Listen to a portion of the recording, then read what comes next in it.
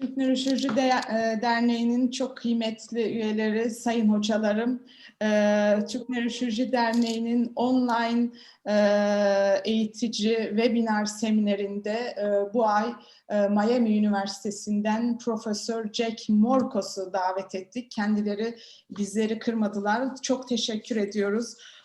Aylık webinar programına Türk Neurosurgery Derneği olarak çok kıymet veriyoruz. Önümüzdeki ayki konuğumuzu şimdiden takdim etmek istiyorum. Profesör Erin Cohen-Gadol Eylül ayının davetli konuğumuz olacaklar. Ben şimdi Profesör Jack Morcos'u takdim edeceğim. Umarım hepimiz için, özellikle genç arkadaşlarımız için çok eğitici bir platformda buluşmuş oluruz. Today we have a valuable guest from far away across the ocean, Professor Jack Morcos from University of Miami, who has dedicated his life to neurosurgery. There are no enough words to describe his massive contribution and countless effort for world neurosurgery. So I don't think he needs long introduction. He did that, he made this. As Turkish Neurosurgery family, I would like to thank him for his kind support to this academic platform, especially for our young generation. Just conscious of time and time zone difference between Miami and Turkey and his busy schedule. Now I turn my words over to Professor Burak Sade to moderate this session. Please, Professor Sade. Good evening. Good evening, Dr. Avcı. Good evening, Dr. Morcos, and good evening, dear audience, the family of the Turkish Neurosurgical Society. As Dr. Avcı introduced already, it is with great pleasure and honor that I present to you Dr. Morcos.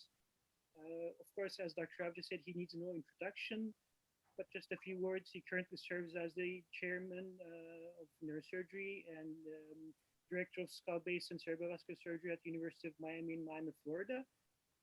He has held and still holds a lot of leadership roles in various organizations, including AANS, WFNS, NASPS, just to name a few. He also serves on several editorial boards like Journal of Neurosurgery, World Neurosurgery. But I think above all, what makes Dr. Morcos special, as Dr. Avcı mentioned, is, of course, in addition to his level of expertise and mastery in his chosen field, is his level of dedication in the education of his younger colleagues. I personally enjoyed and learned a lot from the wisdom, the humility, and the honesty in many of his talks and lectures. Without further ado, Dr. Morcos. Thank you. And I cannot tell you what a pleasure it is to be with you, your society, your members, and you folks who are my friends, as you know, who I always love to see whenever we travel pre-COVID. So it's an honor and a pleasure to be invited and to speak to whoever is listening. Thank you again for this. So I would like to discuss a topic that is perhaps not very common, but has always been considered difficult, and that's the brainstem cavernomas. Why? Because I think it has the right mix of anatomy, surgical expertise, also judgment and strategies and tactics. So that's why I titled this Waging the Perfect Battle Against Brainstem Cavernomas, Surgical Goals, Strategies, and Tactics. My disclosures are irrelevant to this.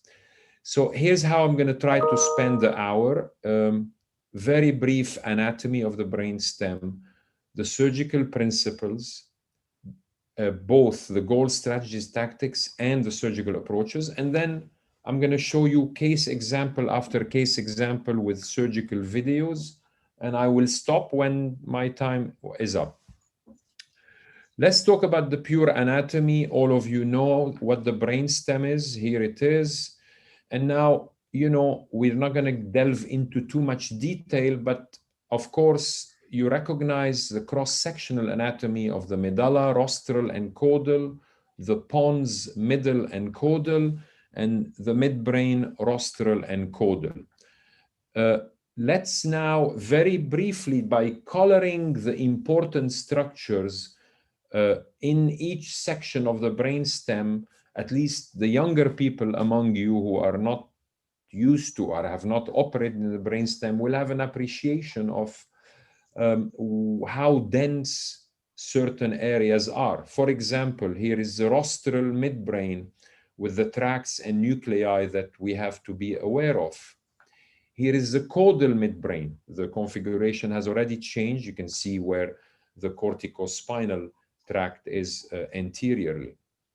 Here is now the mid-pons, and the mid-pons has more bare areas, a little bit more forgiving areas to operate in. Here is the caudal pons, similarly, with multiple, you can appreciate in brown the facial colliculus going around the sixth nerve, for example, which is why operating through the floor of the fourth ventricle is always very tricky. And the medulla is the densest one of them all. Look, there is no real space to operate except around the olive, either retro-olivary or pre-olivary, generally. We're going to come back to these so-called safe entry zones. And here is the caudal medulla with the pyramids at the front and so forth. That was kind of pure anatomy. Surgical anatomy, you can never talk about surgical anatomy without mentioning the work of Albino Briccolo from Italy, when a few decades ago, this is based on his concept of the risky areas to enter the brainstem and the so-called safe entry zones. And many authors have extended this work and gone into more details. But you can see, for example, in the top left, the shaded areas where you certainly don't want to go in, at least when it's normal anatomy, because you can damage very important structures. And we're going to talk about those things as I discuss case examples later. And at the bottom, again, from Briccolo, the so-called relatively, and I stress the word relative, safe entry zones. This is from a paper by the BNI group a few years ago, where this work has been extended. Now, in green are the accepted safe entry zones. For example, you can see the medial cerebral peduncle. That's a good entry zone, medial to the corticospinal tract. The intercollicular incision from dorsally. The lateral mesencephalic sulcus from laterally. For the pons, I put in yellow what some people have drawn as safe entry zone, but I would consider definitely not safe entry zones. And that's going through the middle of the pons anteriorly or going between the medial longitudinal fasciculi. Can you do it? Sure you can, but I think the risk is high. And if there is a different approach, it would be better. What the suprafacial and infrafacial green circles you see in the center are definitely entry zones you could consider if there are no alternate ways. And the best ways to enter the pons are the bottom right, the peritrigeminal zones of entry. That's a very forgiving entry points, the lower peritrigeminal zone and the supratrigeminal zone. So those are, I would say, are the most common ways to enter the pons. The medulla, similarly, anteriorly going between the pyramids is really not a safe zone to consider. Plus, of course, you have all the perforators. What is safer is the transolivary or pre-olivary or retro-olivary entry you can see in the middle of the picture, and a dorsal myelotomy of the medulla, which you can see in the bottom right. So in general, those are the areas. And when you put them all together at every section of the brainstem, and you look at these green arrows, the triangular green arrows I've put, this summarizes most of the trajectories you might use. to get into the brainstem. Now, to get to that entry zone, of course, we all know the multiple surgical approaches you could consider. I'm not going to name them all, but from transsylvian to subtemporal to a variety of many approaches you are all familiar with can get you to various entry zones. And we're going to discuss those later with the case examples. Now, the next section I want to talk about is the surgical principles. And I honestly think the coming few slides are probably the most, in my opinion, the most important part of the talk. You need to have goals. It's like a war. You need to have goals, strategies, and tactics. So what do I mean? The goals is your conceptual reasoning. What is it you're trying to achieve? The judgment. Strategies is how you plan the surgery analytically, and tactics, how you actually execute the surgery. So there is a difference between strategy and tactics, like there is a difference in war. Some generals are fantastic tacticians, but are not good strategists, and the other way around. So it goes from goals to strategies to tactics. And now this is probably, I think, the most important slide of the talk is the 4 steps for each of those things, the goals, the strategies, and the tactics. There are 4 steps. So goals, for example, how do you get there to the cavernoma? How do you find it? How do you leave no trace of you being there? And how do you resect it completely? The same thing applies to strategies. To get there, you need to understand surface geometry. To find it, you need depth geometry. Then you need optimal intraaxial neural pathway. And then you need good microsurgical ergonomics. And of course, the tactics, there are many more of them because each one of those strategies, there are many. I'm not going to read all this slide for you. You're welcome, of course, to take a picture of it if you want to read it at your own leisure later. But you can see the very important tactics. Each one of them is really important, and I will touch upon it, many of these things when I do the case examples. So that's how every time I have a brainstem cavernoma case, that's how I analyze the case. Now, what explains the mistakes and the suboptimal management results?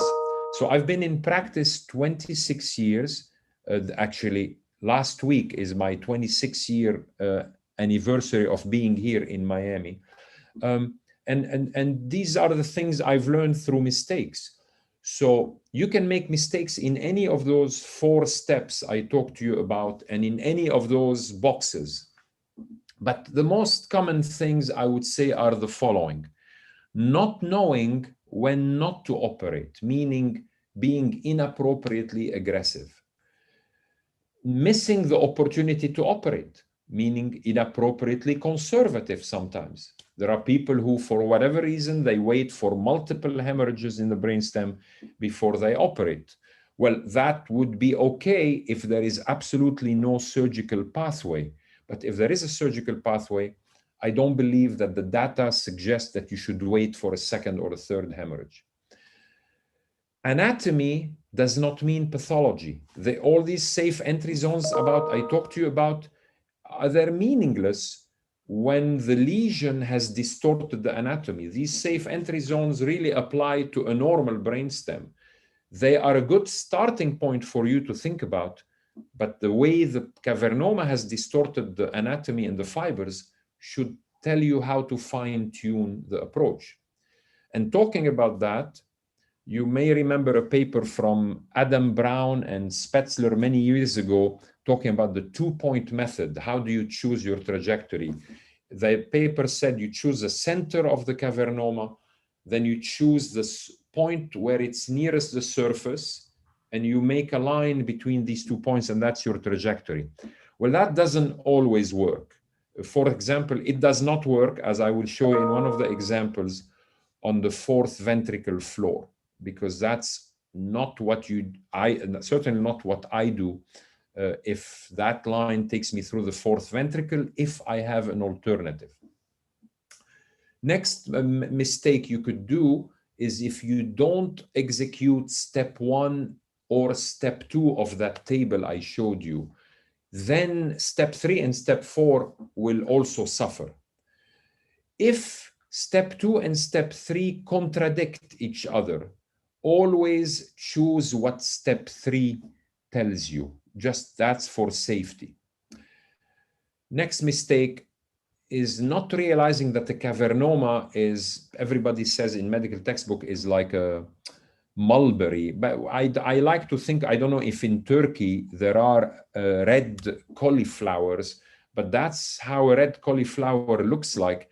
And I think that's how a cavernoma looks like. Why is that important? It means there are multiple protrusions, and you can cut through a protrusion and leave a residual if you don't realize that they could be shaped like this. You have to fish in the wall of the cavity when you finish.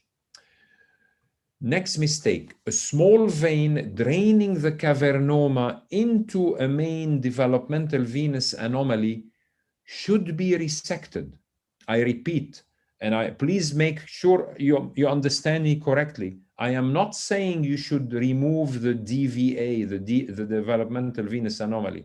I am saying if you look very carefully, every cavernoma has a small vein that drains into a big DVA, if there is a big DVA. I have had 2 cases where I saved the small vein, and in both cases, the cavernomas recurred. So it is my belief that the veins are the cause of the cavernoma, and you have to remove that small vein that drains the cavernoma, but preserve the big DVA. And last but not least, radiosurgery does not work for cavernomas. Absolutely does not work. I don't have time to go over the literature. And yes, there is literature that suggests that you could consider it. I have spoken and reviewed the literature. I've spoken to the Swedish people who have invented gamma knife. Even themselves, they know that it does not work. And so I have no role for radiosurgery in my practice for brainstem cavernomas. Surgical principles, you can list the surgical approaches and the target areas, and you can say, well, orbitozygomatic can get you there, or you can do the other way. You can put a midbrain or pons and medulla and see all the approaches that can get you there. And those are the 2 tables. Again, I'm not going to read them, but we'll maybe discuss them through case examples. And the same thing here. People divide anterior, posterior, and so forth, and the approaches you could use for each. And the same thing, I'm choosing tables published in the literature. So the largest series to date, I still believe, is that of Spetzler, about 400 cases. But even in the hands of a master like Spetzler, you can see the morbidity in the bottom there in 35% permanent post-operative deficits and only 52% resolution of some of the pre-op symptoms and a post-op pre-hemorrhage rate of 8%. So, we of course should do better. We should try to do better. And that's the idea of trying to analyze this. Kalani did a meta-analysis of the world literature and came up among the hands of experts who operate on brainstem cavernomas. Very similar results to the Spetzler paper. You can see the numbers here. Improved in 58%, post-op morbidity in 35%, cranial nerve deficits in 30%. So we owe Dr. Roten we owe him a lot. So I'm going to use his dissections to discuss some of the common approaches. Terminal orbitozygomatic transsylvian, it can get you to this zone of the midbrain. You can see it anteriorly. The transsylvian pretemporal approach can get you to and plus or minus transtentorial can get you to this blue zone of the brainstem, of the midbrain. Kawase approach can get you to the upper third of the pons and the cerebral peduncle, that zone in green. I love this approach, supracerebellar, infratentorial, and it has 3 variants, midline, paramedial, and extreme lateral, and that can get you to any dorsal aspect of the midbrain or superior or middle cerebellar peduncle. Posterior interhemispheric transtentorial approach, I am showing you the way Roten described it on the left, and that's not the way I do it. I do it with the head turn, and I don't use a self-retaining retractor, and I use a lumbar drain, and I let the occipital lobe fall away with gravity, and that's how you access the tentorial incisura and the falcotentorial junction.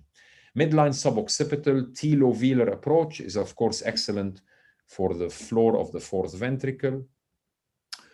Retrosigmoid approach, of course, is a workhorse for the entire lateral aspect of the pons and upper medulla and even the olive. Presigmoid subtemporal transpetrosal approach, it's a rare approach to use for a cavernoma, but if the trajectory is just right, very laterally pointing, that could be the only approach to use in some complex lesions. Never forget the far lateral approach for the medulla and lower pons laterally and anteriorly, enterolaterally. The rest of the talk is going through case examples, my decision-making, technical tips, and the videos. So I'm going to start from the top, going down. Rostral midbrain. So I want to show you a case where I use a thalamo-mesencephalic cavernoma. I did a posterior interhemispheric supracollicular transpineal approach.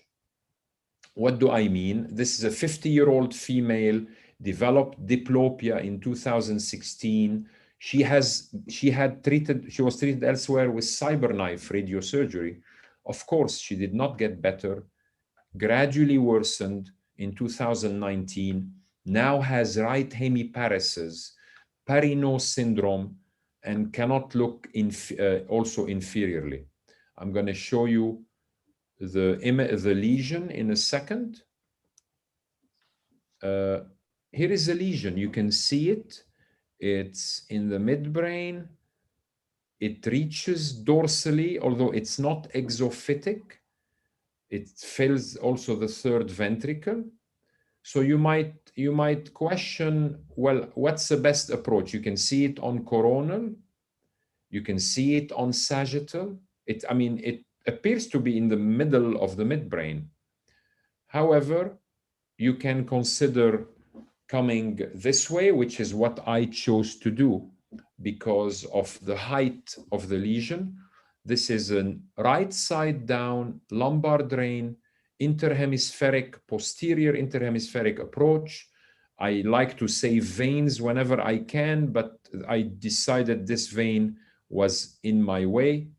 So I cut it, and now we're looking, again, no self-retaining retraction. This is just gravity and position, and this is entering a quadrigeminal cister. To the young people listening, sometimes it's not easy to identify the straight sinus. Here I am tracing where the straight sinus, the falx and the tentorium may look to you like they're the same layer, but they're not. So obviously you don't want to injure the straight sinus. So here I am cutting the tentorium. So this is an interhemispheric transtentorial approach, enlarging the window. And look at the view. You can see a vein of Rosenthal. You can see Galen, the thick arachnoid. I am going to cut it. And we are going to decide how to enter next. You can see beautiful view of Rosenthal. You can see here is a pineal gland. I'm using, of course, stealth navigation. And to me, this was the best way to enter through the pineal gland. I'm cutting through the pineal gland. There was no safer corridor in this particular case. And you will see in a second, after coagulating the parenchyma of the pineal gland, we are going to get into the cavity of the hematoma. And look at the cavernoma, it's perfect. Perfect view, perfect angle between vein of Galen and Rosenthal. And we are going to do the usual, which is dissect in the gliotic plane between the cavernoma and the rest of the midbrain. And little by little, high magnification, sharp dissection, coagulate if needed, but mostly sharp dissection. This is most of the cavernoma came out as one piece. And here is at the end, the brain is not bruised, is not contused. Here is a post-op MRI. It's a complete resection. You can see the hemosiderin ring. Patient did not have homonymous hemianopsia. So this is, again, an unusual way to enter through the pineal gland, but in this case, the trajectory was perfect. Next example, it's a caudal midbrain. I want to show you, has several lessons, this case. I will show you in a second, another surgeon had approached it the wrong way. And you often learn, really, your lessons are best when you make mistakes or when somebody else makes a mistake and you learn from their mistakes. So let's go over what this 28-year-old female, midbrain, you will see the hemorrhage in a second. She had an acute right fourth nerve palsy and a left hemiparesis in July of 2019. She went elsewhere. They did a telovelar approach. They had intra-op difficulties, could not visualize the lesion. They only removed a very small part of it. Luckily, she was not hurt. She recovered after 6 months, and then she was referred to me because, of course, the lesion was mostly still there. This was her original hemorrhage. And here is the lesion, the original MRI. And you can see where the venous angioma was. It's sitting posterior to the lesion. So it really was a mistake for the other surgeon to try to go telovelar approach through the floor of the fourth ventricle. It's a very long reach. He had to deal with the DVA, and of course, he backed out, essentially. You can see why. Here is the angiogram, a very nice demonstration of the venous angioma that drains into the precentral cerebellar vein and the vein of Galen itself. So when the patient came to me, I looked at the MRI, I studied it carefully, and the approach that was done, you can see the yellow arrow, but a much better approach is supracerebellar, infratentorial. This is the best approach for a lesion like this, that is dorsolateral, and it doesn't deal with the DVA. So that's what I chose, and that's what I'm going to show you.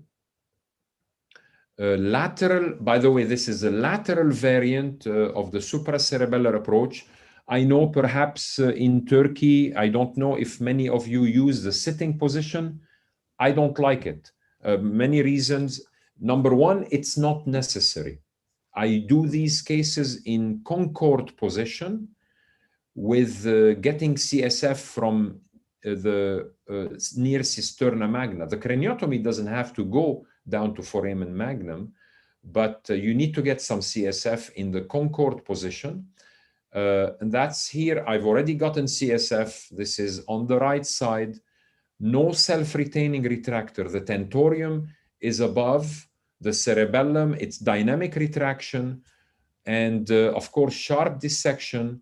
And I'm looking at the cavernoma. You can see really how it was so quite wrong to do telovelar approach for this lesion when it is presenting on the dorsum of the midbrain. You can see beautifully the fourth nerve emerging below the inferior colliculus. Here is a superior cerebellar artery. So the cavernoma is above and below the SCA, and you see that I am infratrochlear, and I'm just like we're talking. The title of my talk is How to Wage War. So the way you wage war, you surround your enemy. So I am surrounding the cavernoma before entering it, and I'm using a little bit of coagulation, not because it's bleeding, but because it helps shrink it. And when it helps shrink it shrinks it away from the wall of the brainstem. So I often do that very early in a cavernoma dissection. So we are going to do that. We're going to save the SCA and the fourth nerve, and I'm going circumdissection, little by little, developing that plane with the gliotic, between the cavernoma and the gliotic plane.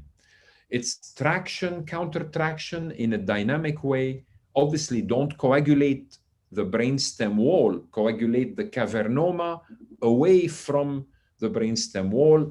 I like very much this bipolar because it's non-stick and it's irrigating, and I use, as I proceed, Surgicel to gradually tease the cavernoma away. And if it's too big to remove in one piece, of course, don't remove it in one piece. You can certainly cut it piecemeal. When I'm finished, look at the clean wall. Here is the cavernoma coming out. The wall is really clean and is not really damaged. And you're not done until you inspect for any residual. So here is a residual piece that I'm working on. Again, I like to use my atraumatic suction as a dissection tool. And now I'm using the navigation to make sure it makes sense that I've removed it completely, as my impression is I am coagulating some suspicious areas that may or may not be residual. And now I'm finished. And the cerebellum is not bruised. It looks good. There is no self-retaining retractor. The craniotomy is small. And here is a resection post-op day 1 or post-op day 2. Again, hemosiderin ring, absolutely no residual. And of course, the DVA is preserved, as you can see, right? Oh, well, there was a cut. Well, sorry, I don't have the cut that shows that the DVA is preserved. So this is a Concord position, supracerebellar infratentorial approach. You can see the arrow, that's the approach we took. Oh, here is the DVA post-op. You can see it, it's preserved. And the patient did very well. She did have, again, a fourth nerve palsy from my surgery, but the fourth nerve palsy completely disappeared after about 5 weeks. Let's move to the pons. Rostral pons. Pons is where most of the cavernomas are. I'm going to show you a pontomesencephalic cavernoma during pregnancy that I did a subtemporal approach for. This is always, again, a sad story. I'm not going to read the entire story. She lives in Panama. She's 36. She was 23-week pregnant. She has a strong family history of cavernomas in 4 family members. Essentially, she developed a cavernoma and bled and rebled. And then they decided in Panama that it was not operable. And they put her on steroids. That was the treatment, to put her on steroids during her pregnancy. And she will be becoming weak. Look at the acne when she came to me from her steroids. She's sitting in a wheelchair, pregnant, and because she was myopathic from the steroids, and she had long tract signs. So here is her cavernoma. It is important to note that she had a normal facial nerve function, which means you might use the 2-point method of Spetzler and Adam Brown and say you should do a telovelar approach for this lesion. I would say that's a mistake, because there is a small amount of floor of fourth ventricle that is on the lesion. And if you go through it, you're going to give this poor woman, on top of her problems, you're going to give her a facial paralysis and maybe a horizontal gaze palsy. So what is a better approach in this case? If you study the MRI carefully, you will see that the simple subtemporal approach from the left side is definitely the way to go. So that's what I did. I did it with monitoring of the fetus. Here you can hear the fetal heart rate of the baby, and during the surgery to make sure the baby was stable. And I removed the whole lesion. It was not really difficult because it was a large lesion and there was no residual. And this woman actually made a dramatic recovery. This is post-op day 1. She already follow my finger. has improved her To the hemiparesis. The third and nerve palsy to the was the right. same as it was pre-op. And you can good. see, well, I didn't Left show you a leg. video of her Good. pre-op Now, excellent. moving her legs, Okay, but trust me, show me your teeth. this was already Okay, better. stick your tongue. Post-op day 1. So I have seen this many times. People think if you operate in the brainstem, everybody gets worse. No, many times patients get better even immediately post-op, particularly if there's a hematoma that you're evacuating. Let's go to another rostral pons lesion. This is a pontomesencephalic cavernoma. I did a subtemporal transtentorial approach. I will, this is nicely edited by my previous fellow, Georgios Zenonos, who's now in Pittsburgh, and Samir Sur was a chief resident. I'm going to go fast on this one. It's published. You can look at it. It's published in Operative Neurosurgery. Here is a cavernoma. There is no question that you should choose, again, a subtemporal approach from the right side. Please notice the solid component and the cystic component. Here is a cystic component. You can see it with gadolinium. And of course, you have to study the brainstem fiber tract anatomy. You have to simulate where the lesion is and what tracts are where. And then you do DTI. And here is where the hematoma is. You then consider your different approaches, retrosigmoid, subtemporal. Here is the DTI, fiber tract imaging to decide, and here are the tracts using, of course, cadaveric anatomy. And then we ended up with a subtemporal approach. Here is simple incision, craniotomy.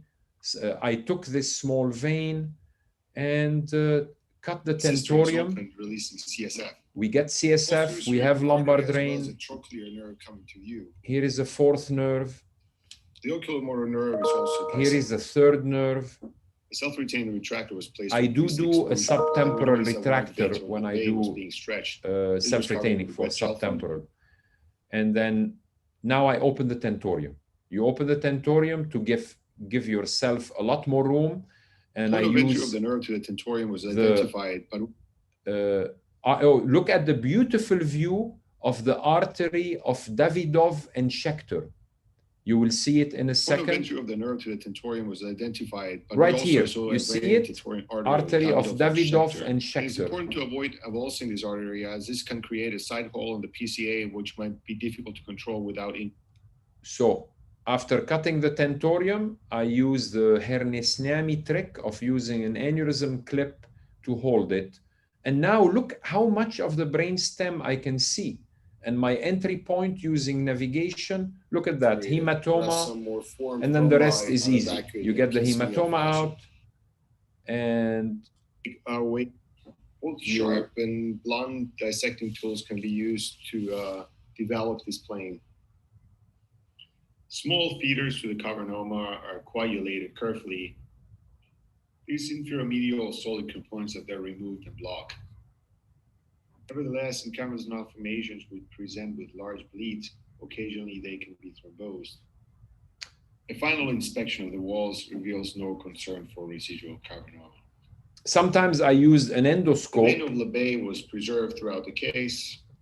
Look at the vein of Labé. It's nicely preserved, dural closure. I was saying earlier, sometimes I use an endoscope assisted inside the cavity to make sure I'm not missing cavernoma. And here is an immediate post-op and really no residual. How about an example of a caudal pons? I used, in this case, I'm going to show you a lower pontine cavernoma, the Kawase approach. Why? You can see this cadaveric croton dissection. Kawase is really very good for enterolateral superior pons, and that's where this lesion was. You will see it in a second video. It's a familial cavernoma case. Look at how it started. You can see this small cavernoma in the right pons, and then I watched it. I had operated on her other cavernomas supratentorially. Then look at this cavernoma growing over time. Look, now it's bigger in the right pons, now bigger, and now bigger. And where it is, you see where it is? It's lower pons. And I did DTI tractography, and you see where the white arrow is. I thought this approach from laterally would be the best way to do it. That means a Kawase approach, an anterior petrosectomy. That's how I like to do my question mark incision for a Kawase approach, very low on the middle fossa floor. We are going to get lumbar drain. You just saw me amputating middle meningeal artery. Here I am isolating greater superficial petrosal nerve, and I'm doing, of course, monitoring of the facial nerve. Very important to stop venous bleeding with either tissue sealant or powder gel foam. Here is the Kawase rhomboid. I am looking at the anterior petrous apex. I like to use this drill, which is protected all the way to the tip, and to drill the petrous pyramid. I'll speed up a little bit through that. And you have to drill all the way to the internal auditory canal. When you've done the drilling, you then open the dura of the surface of the temporal lobe, you open the tentorium, and you open the pre-sigmoid dura. So there are 3 leaflets of dura to open in a Kawase approach. Here is a trigeminal nerve in Meckel's cave. I am completing the cut of the tentorium. And oh, look at the 4th nerve. You see, very nice view of the 4th nerve in this still image as it's traversing from the quadrigeminal to the ambient cistern. And I took a little bit more bone near the internal auditory canal. It was in my way. But now look at the enterolateral pons. It's perfect view, perfect trajectory. And again, removing the cavernoma from there. Same principle as I've shown in the other video. Here is a cavernoma coming out. Again, inspecting the walls of the cavity. And because it's a Kawase approach, I like to use abdominal fat graft. And you can see the trajectory of the fat graft. That's the trajectory of the surgery. That's why it was such a good angle. And here is the patient immediately post-op, or maybe day 1. She's doing very well, lifting her legs. And here she is 6 weeks later, again, doing excellent. Another example of caudal pons to demonstrate probably a very common approach to brainstem cavernomas, and that's a far lateral approach. Again, nicely edited by my former fellow, George. This is a lower pontine, 31-year-old. Here it is. Here is the lesion, left lower pons. You can see it on MRI. There it is. So in this case, because of the trajectory, this is where it's presenting to the surface. So the far lateral approach is ideal for this. You see how it's presenting at the pontomedullary junction. Not only that, but the axis of it is the way the arrow is. It means it's caudorostral. And that's why the far lateral is better than a simple retrosigmoid approach or a Kawase. It's not necessary. You can see we go through the exercise of the tractography, where the hematoma is, the DTI, where the various tracts are. You analyze all this in anatomy and as applied to the patient. A retrosigmoid approach would have been like this yellow arrow, not along the long axis of the lesion, a far lateral. That's it. This is the arrow that would give you, I thought, the best angle, which is how I did it. And I still like to use the hockey stick incision, far lateral approach, drilling, of course, the juxtacondylar bone. And here is the we proceed with arachnoidal dissection along dural opening.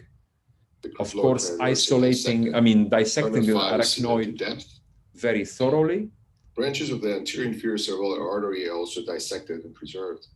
Eventually, the point where you see the discoloration in front of my sucker? That's the lower pons, and the lesion, you can see it. It's on the pontomedullary junction between the 6th nerve medially and the 7th nerve laterally. The surface of the pons is stimulated to confirm the absence. This is a stimulation with a NIM stimulation to make sure we don't stimulate the tracts. I'm looking from below the 9th nerve and above the 9th nerve. I use all the triangles available to me. To retract the tonsil and enhance the. And after all this, we are ready to open the pons. You see the cranial nerve number 6 right there, medial border of exposure. And we're using navigation. After confirming our location and trajectory. And now I'm going to enter the brainstem. Right there, you see the hematoma. The hematoma, of course, gets you there. A mixture of sharp and dull dissection. We get the hematoma. And of course, that's just the hematoma.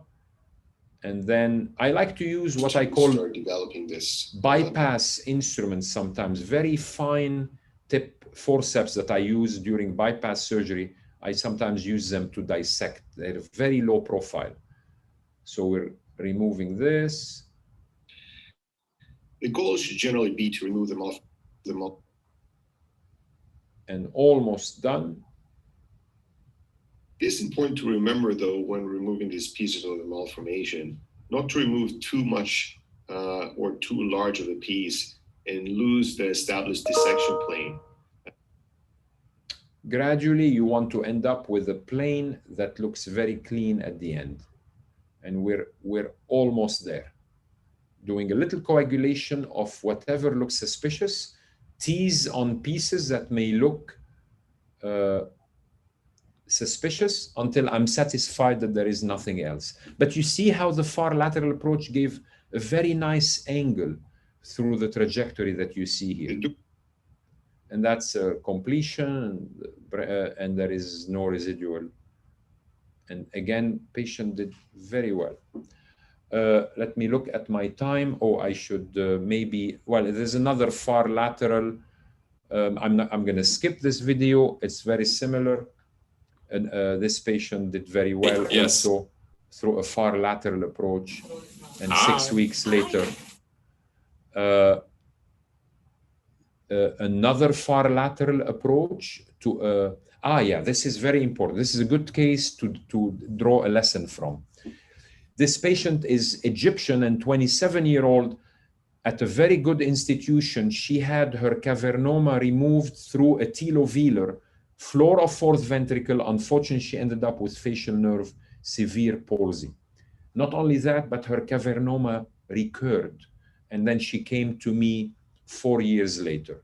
Let me show you where it was. See, I would not have operated at this stage. You see, she was operated at this stage. There was still significant brain on top of this cavernoma. So I would have been conservative here. And anyway, it was done through the telovelar approach. And then 3 years later, this recurrence, residual and recurrence. And now she has new deficits, and now she has this. So if you follow the 2-point method, you might say, go back in through the floor of the 4th ventricle. The problem is her facial palsy. She had surgery for facial reanimation, and it improved partially. I did not want to give her again facial nerve palsy. So what approach do you do for this lesion? do not follow the 2-point method in this case and do a far lateral approach, because even though the middle cerebellar peduncle still has tissue on top of the cavernoma, that tissue is very forgiving. You can enter that tissue and the patient will not have really significant deficits. So it's better, what I call, choose the path less traveled, and in this case, go far lateral instead of choosing what might be the obvious path. So that's what I did. I did a far left, far lateral approach. Here is the approach. And this is navigation during surgery. And here is a DVA that I saw after resecting the cavernoma. And that's during the surgery. I'm not going to show you. Well, I don't think I really have too much time for the video, but I showed you what the essential part is. And that's the thinking and the planning. And that's post-op, the DVA, you can see it, it's intact, and the cavernoma is gone without me entering the floor ventricle. This woman did not have a single deficit after this surgery. Very happy. The facial nerve deficit she had before, of course, was still the same. T-lovelar suprafascial approach, I will just, instead of describing the case, let me take you straight through. Here is a cavernoma. In this case, I didn't have a good alternative but to go through the floor of the fourth ventricle, but you have to map the floor.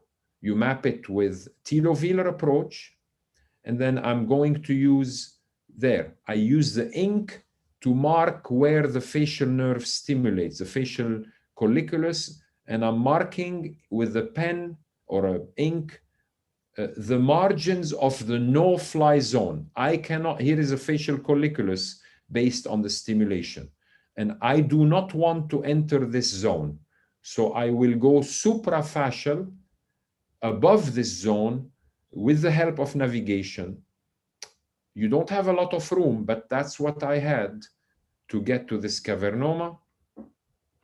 And you can see I'm using cotton as dissectors. These are not easy cases because you don't have too much room to work, and you gradually dissect it and get the lesion out that way. Here I'm teasing the lesion, trying to stay away from the facial colliculus, and at the end it is out. But this patient did have a facial nerve, significant grade 5/6 facial nerve palsy post-op. It improved to a grade 3, but not better than a grade 3 at long-term follow-up. This is in spite of me being very cautious with the facial colliculus. These are tough approaches, and whenever I have an alternative, I avoid using them. I think I'm gonna, another case similar, T-lovelar suprafascial, I'm gonna skip it. So you can see it's exophytic in the floor of the fourth ventricle. And the medulla T-lovelar approach, I'm going to, well, again, I'm gonna skip it. It's the same principle really of going. So really, in summary, I forgot to put actually I should have taken that slide of the beginning with the 4 steps and put it back here. But to say that I'm concluding to say that you can, if you select carefully the cases, the ones that you know you have an approach to do and that is safe, and you know your anatomy, you apply the pathology, you can do very well with brainstem cavernomas. And I'm going to stop sharing, and I'm happy to answer any questions you may have. Thank you. Thank you very much, Dr. Morcos. This was indeed a feast. I could have listened to it all night long. There are a few questions. We'll probably take 3 or 4 of them, if it's okay with you. Sure. The first one being about the timing of surgery and in relation to the consistency of the hematoma. And in adjunct with this question, if you have a preferred timing with regards to this, and let's say if you have a case that presented to you beyond this, let's say appropriate window, what is your policy? Yes, very important question. So I don't want to tell you it depends on the case because that would be a useless answer. So here is my general approximate rule. I like to wait 3 to 5 weeks for the hematoma to liquefy, and that's the ideal period. There is an exception to this. If the hematoma is causing a significant deficit, I don't wait. I treat it like an urgent hematoma, like a whatever, supratentorial hypertensive hemorrhage.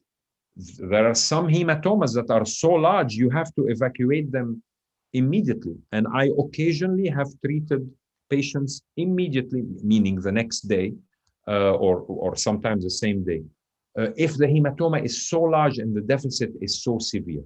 If not, as you know, most of those patients recover partially while their hematoma is resolving and liquefying. Then I like to catch them approximately 3 to 5 weeks later. If they come to me after that period and I think there is still a safe approach, then I will operate whenever they show up, but it's not ideal. Thank you very much. The other question is, there's a 2A and a B and A and a B part of this question.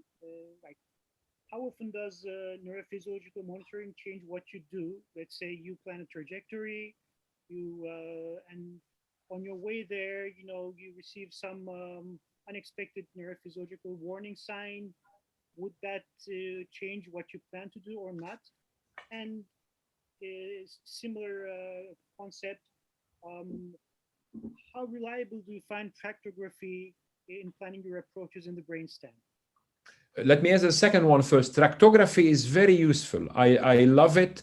You don't need it on every case because many cases it's obvious. If it's on the surface, tractography isn't going to help me choose the approach. I'm going to go where it reaches the surface. But it is like this Kawase approach I showed you. I would not have dared do it through there had I not seen that the corticospinal tract was anterior. Because it was anterior, I could come through a Kawase. The first question, how does monitoring change what I do during surgery? It depends. Does it ever change? Sorry? Or does it ever change?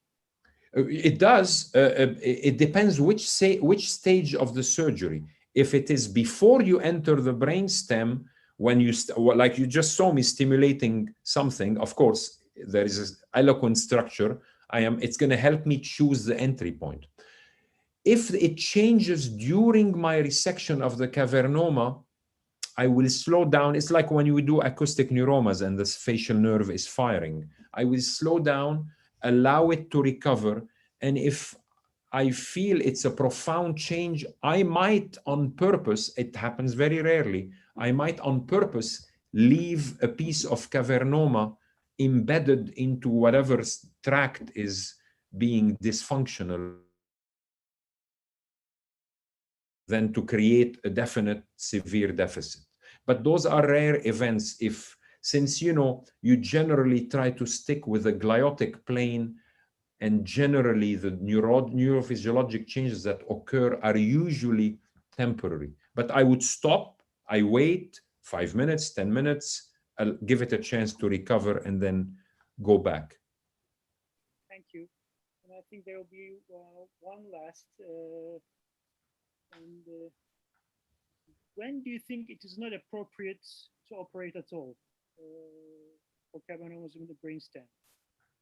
Well, minimal symptoms or asymptomatic, certainly,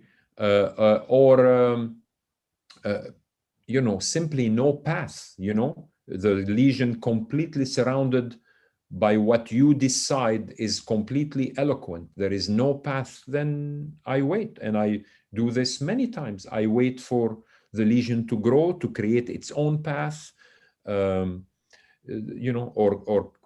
hemorrhage a couple of times until there is a path. that's when I think is appropriate to act, not before. Again, thank you very much. I think we're done with the questions, basically. Perfect. We all know that you have a very still schedule ahead of you today. So maybe It's okay. No, rest. That's okay. The time worked very well. I'd like to thank both of you for hosting me. I'd like to thank the listeners for listening. And I hope to see you all in person somewhere around the world. Thank you very much for the invitation. Thank you. Bye-bye. Thank you, Professor Jack Marcos. Thank you very much. Thanks. Take care. Bye-bye. Bye-bye. Bye.